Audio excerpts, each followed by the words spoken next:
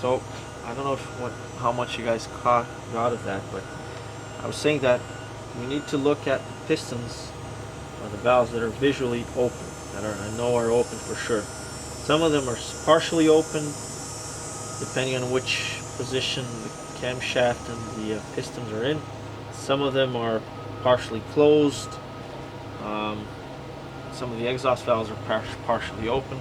So let's just see if the ones that are visually 100% open, if it makes sense.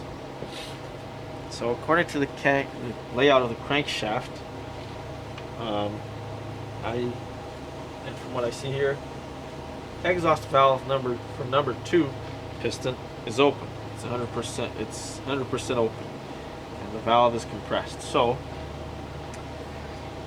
does this make sense? That's the exhaust valve. Yes, because piston number 2 is coming up. It's on its way up, as well as and 1 and 6 are on their way down, and so what happens is two pistons are on their way up, the other 4 are always on their way down. So when 2 and 5 reach the top, that's not exactly true. 1 and 6 are at the very top. All 4 pistons are going up at the same time. When 2 and 5 reach the top, 1 and 6 will be going down, and 3 and 4 will be going up. So 3 and 4, the only ones that we can really compare are 2 and depending what we have here on the valves here. Let's just try to determine if this makes sense or not. So exhaust valve for number 2 is open, which means that 2 and consequently 4 should be on their way up because they're pushing the exhaust out. So let me go to number 4 and see if the exhaust valve is about to open. So 6, 5, 4. Sure enough, the exhaust valve is still open, but it's already a bit tight, so it's starting to open. So that makes sense.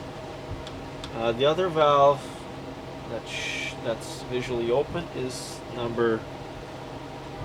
it's on piston number 3, and it's the intake valve.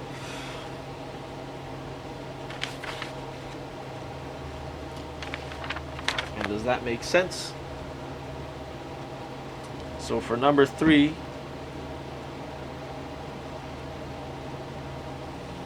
piston number 3 still fully open, which means it should be on its way down. So it should just about be starting to close. So if number 3 is on its way down, it's on its way up. Number 4, we determined it's also on its way up. Number 3 is on its way down.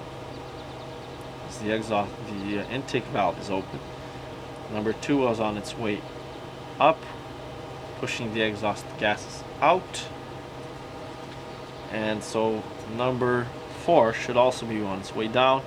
Number 5 should also be on its way up, because remember, they are in pairs. So let's check number 4, see if it's indeed on its way down.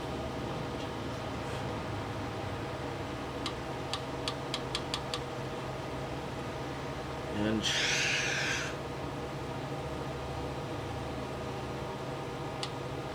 intake valve is completely closed. Exhaust valve is closed, but it's a bit tighter, so it's just about to open, or it's just finished closing. So, without having a good understanding of the crankshaft layout, it's hard to understand what everything is doing. So I'm going to just go real quick there and just determine the rotation of things here and see if compare that to it's hard to explain these things. I just want to make sure that all the firing orders are correct.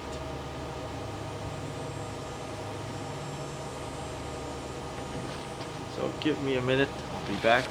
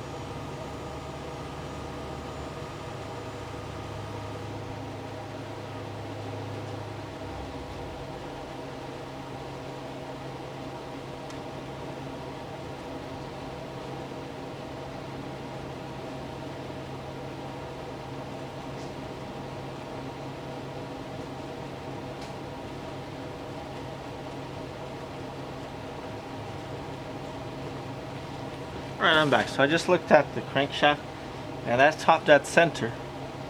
The lobes of 2, 5, 3, and 4 are almost at the same position, but 2 and 5 are a little bit higher. So when the engine is turning clockwise, 2 and 5 are going up, just starting to go up,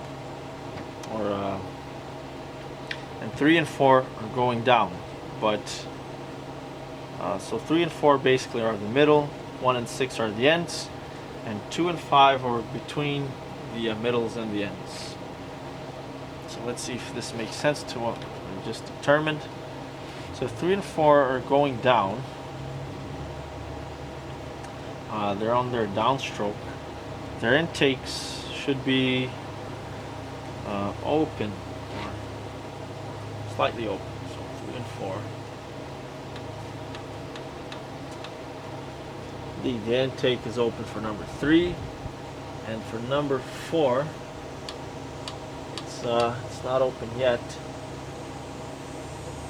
but I could rotate the engine to see if that makes sense. But I think the videos are going to take too long. And 2 and 5 are on their way up, so the intakes have to be closed.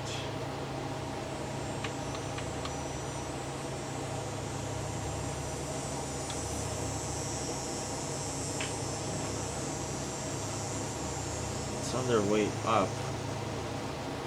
Intake is still open for number 2 here. No, that's right. Intake is closed for 2. For 5, the intake is almost closed. So they will be slightly different because, like I said, they are not exploding at the exact same time. They're exploding at slightly different times so that the engine runs smoother and has power on more strokes.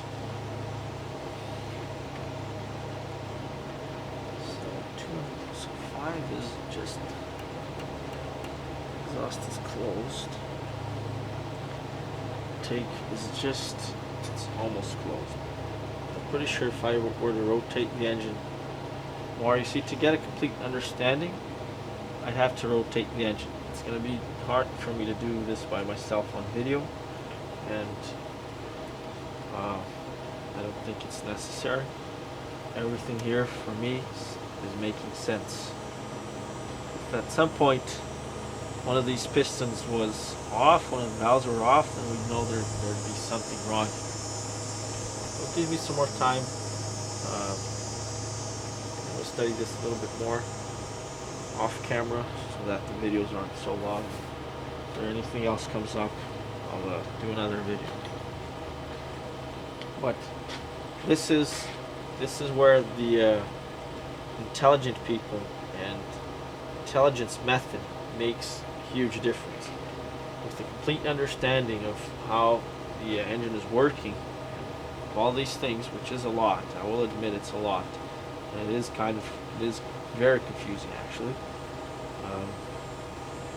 But with a bit of time and studying how all this works, we can avoid costly mistakes and just determine if there are any problems and any future problems. And I don't need, you see, if I understanding how the engine works, I don't really need the manual, and I don't need to follow things blindly. I can look at this and understand how it works, and then determine if there's any problems and determine the solutions independently. This is what makes a difference here.